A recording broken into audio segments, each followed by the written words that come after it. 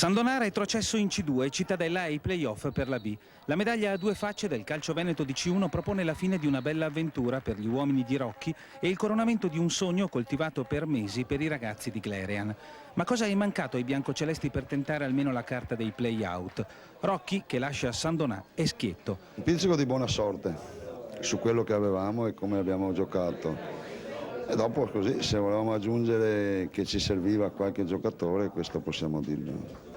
L'ultimo colpo alle speranze dei veneziani lo hanno dato proprio i cugini padovani, passati allo Zanutto grazie a due giocate vincenti di Rimondini e Scarpa. Primo gol al 40° del primo tempo con un bel colpo di testa del numero 7 Granata, dopo una mischia in aria che aveva visto Scarpa protagonista. Raddoppio al 45° dello stesso Scarpa, con un gran sinistro da fuori area che ha mandato il pallone ad infilarsi nel 7 alla destra di Conte. Nella ripresa il Sandonà è riuscito almeno a salvare la faccia con Costanzo, che al 25° ha approfittato di un'indecisione dei difensori Granata e, complice una deviazione, ha battuto Capecchi.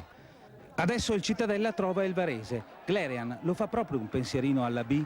Abbiamo delle chance come ce l'ha il Pisa, come ce l'ha il Varese, il Brescello. Io penso che ci saranno tanti episodi che possono determinare una partita. Il vantaggio di avere conquistato una posizione oggi è importante sicuramente.